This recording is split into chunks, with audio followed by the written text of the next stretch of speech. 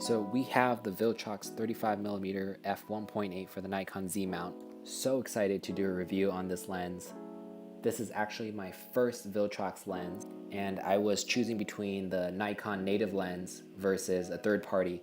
And after watching so many awesome reviews about the Viltrox brand, the biggest selling point about this lens is that it's half the price of the 35 1.8s. I was so blown away by the image quality and the autofocus, and I'll include some samples throughout this video so you guys can see. It also has a manual aperture ring that you can set to auto, which I'll talk about in a bit, but overall the lens cap and lens hood are very well built, pretty much the same as the Nikon Z series. Comparing it with my Nikon Z 1.8s, it actually has a very similar build quality. I'll be honest, if I was blindfolded, I wouldn't be able to tell the difference between the two. Like the other Viltrox lenses, it doesn't have a manual autofocus button, and it also isn't weather sealed, so keep that in mind.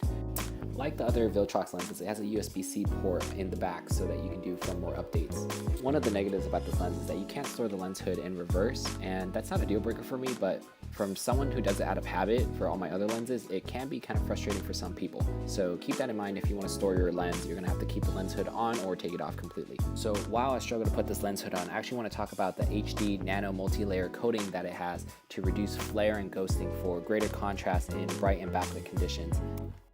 The image quality for this lens is pretty amazing given the price point. I will have to compare this lens with my Sigma 1.4 Art adapted to the Z mount, and also my native 1.8. So I wanted to do an autofocus test in video, and it's actually really smooth transitioning from a close foreground object to the background. With this test, the camera's handheld and I'm just using Touch AF. I will say that after doing a couple photo shoots with this lens, the IAF isn't as accurate, so I end up just using pinpoint AF. I don't usually use IAF because I'd rather set the focus myself. It did miss a couple shots using IAF, so keep that in mind. The lens also doesn't have image stabilization, which isn't an issue if your camera already has IBIS. The manual focus ring is also very smooth, and when you're moving the manual focus ring, it'll automatically go into focus peaking if you already have that set up. Of course, this video review wouldn't be complete if I didn't talk about the bokeh balls. It has 10 elements in 8 groups, and the bokeh balls are actually very round, which is very pleasing for both photo and video. I am excited to use this lens a lot more. This lens is definitely for those who are a little bit more budget conscious. Overall, I think this lens is a great value for those who are looking for a 35 1.8 for the Z mount, since Tamron and Sigma haven't come out with theirs.